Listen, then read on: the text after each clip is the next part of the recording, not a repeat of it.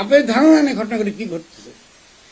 ধরেন শেখ হাসিনা আছে ভারতে, খুব ভালো বুঝলাম ভারতে আছে। ভারত তার কূটনৈতিক কারণে তার এম্বারাসমেন্ট, সেটা কূটনৈতিক বিপর্যয় তার জন্য, সে হাসিনাকে ফেরত দেবে না, কারণ সে একদিন তাকে বন্ধু বলছে, সে সহজে বন্ধু দেবে না। কিন্তু আরো হাজার হাজার খুনি যে আছে ওখানে, ওদেরকে ফেরত দেবেন না কেন? আপনি আনতে পারলেন না কেন?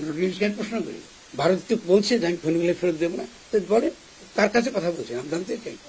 এই যে কথা কথায় ভারত বিরোধিতা বলেন, তাহলে বোঝা গেল যে আপনারা ভারতের সঙ্গেই কাজ করতেছেন। ওই যখন গঠনতান্ত্রিক প্রক্রিয়ার আলোচনা যখন শুরু হয়, গণপরিষদে বসে তারা ঠিক করে এই গুণ থাকলে, এই ক্রাইটেরিয়া থাকলে ইহাকে রাজনৈতিক দল বলে। কিন্তু বিএনপি কি রাজনৈতিক দল? মানবাধিকার বিরুদ্ধে হত্যাকাণ্ডটা আপনি চালিয়েছেন, তাকে আবার সেনাবাহিনীতে ফেরত নিয়ে গেছেন, তাকে আপনার সেনাবাহিনী ভেতরে ফেরত নিয়ে গেছেন। তা আপনারা কি আয়নাঘর হবে? তো না, তো হবেটা কি রে ভাই? এটা তো আপনারা করেছেন, আপনারা তো করতে দিয়েছেন, আপনারা তো র্যাব বানিয়েছেন। এখন ঠিক আছে, আপনার সেনাবাহিনী এই বিশেষ জেনারেলদের আইনা আপনার বিচার করবেন, আমি তার পক্ষে। আপনার আদালত বানিয়েছেন, কিন্তু এই আদালত কি প্রশ্নবিদ্ধ না? এই আদালতে যাদেরকে আপনারা ফাঁসিতে ঝুলেছেন, এর আগে জামাত ইসলামীর আন্তর্জাতিক যদি আইনের চোখে এই আদালত কি লোকে বলছে এটা একটা স্ট্যান্ডার্ড আদালত? বলতেছেন আন্তর্জাতিক অপরাধের বিচার করবেন আদালত। এটা কি আন্তর্জাতিক আদালত না ডোমেস্টিক আদালত? শেখ হাসিনার দ্বারা প্রতিষ্ঠিত আদালত, এই আদালতে বিচার করতে নামছেন তাকে। আমাদের কি সেনাআইন ছিল না? আমাদের কি সেনাআইন নাই? আমাদের কি মিলিটারি কোর্ট নাই? তো আপনার সেই মিলিটারি কোর্টে ওয়াকালুজ্জামান সামনে কেন বলেন না আমরা আপনাকে 1 মাস সময় দিলাম, যাদের বিরুদ্ধে আমাদের অভিযোগ আছে তাদের বিচার আমরা দেখতে চাই। তার মানে আপনারা জেনে না না জেনে আপনার আজকে একটা প্রতিষ্ঠানকে আপনার ধ্বংস করার জন্য আপনার উঠে পড়ে লেগেছেন আপনার রাজনৈতিক দলগুলো। কেন? কারণ আপনার লুটপাট করতে চান। এটা তো চলবে না। কিন্তু আমাদের দরকার প্রতিষ্ঠান।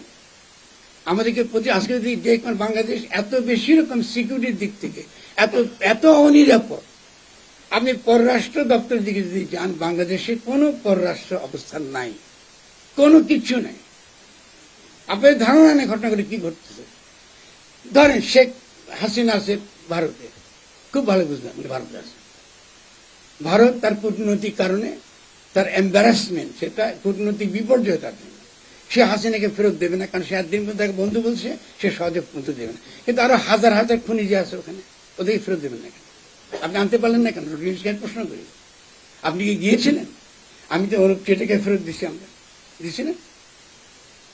আমরা তো শশধরকে ফেরত দিয়েছি, আমাদের রাজখাকে ফেরত দিয়েছি। তা আপনি ওই খুনিগুলিকে আনতে পারছেন না কেন? ভারত তো বলছে যে আমি খুনিগুলি ফেরত দেবো না, তো বলে তার কাছে কথা বলছেন, আমি জানতে চাই। এই যে কথা কথায় ভারত বিরোধিতা বলেন, তাহলে বোঝা গেল যে আপনারা ভারতের সঙ্গেই কাজ করতেছেন। আপনি যদি ডিপ্লোম্যাটিক্যালি যদি জিও পলিটিক্যালি বুঝেন, একটা যে কোনো রাষ্ট্রের পক্ষে যেহেতু তারা একটা সরকারকে সাপোর্ট দিয়েছে, তারা হঠাৎ করে আপনাকে এসে ফেরত দিয়ে দিবে হাসিনাকে, এটা তো করবে না। সে তো বাকিগুলো কি করে, এটা তো ক্রিমিনাল। বাংলাদেশ থেকে ডিজিএফআই এর দায়িত্বে, গুরুত্বপূর্ণ দায়িত্বে আসে সে জেনারেল পালাইয়া ভারতে থাকে কেমন, আমি বুঝতে পারি। এই তো বাংলাদেশে তো সিকিউরিটি বলে কিচ্ছু নাই, কোনো কিছু নাই। আর আপনারা এখন বসে নির্বাচন আপনার কথা বলতেছেন। এটা কিরকম আপনার আত্মঘাতী আপনাদের চিন্তা করেন আপনার। আমি সাংবাদিক কথা বলছি, রাজনীতি দল বিরুদ্ধে আমি বলতে আসি, তারা রাগ করে আমার উপরে। আমি তো বিএনপি অত্যন্ত ঘনিষ্ঠ ছিলাম, এখনো তাদেরকে ভালোবাসি, পছন্দ করি। আমি যদি পলিটিক্যাল একটা দল আকারে সে গড়ে উঠো, কিন্তু বিএনপি তো পলিটিক্যাল দল।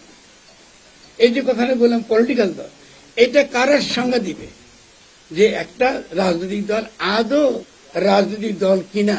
এটা তো জনগণ ঠিক করবে। জনগণ কি করে ঠিক করে? ওই যখন গঠনতান্ত্রিক প্রক্রিয়ার আলোচনা যখন শুরু হয়, গণপরিষদে বসে তারা ঠিক করে এই গুণ থাকলে, এই ক্রাইটেরিয়া থাকলে ইহাকে রাজনৈতিক দল বলে। কিন্তু বিএনপি কি রাজনৈতিক দল?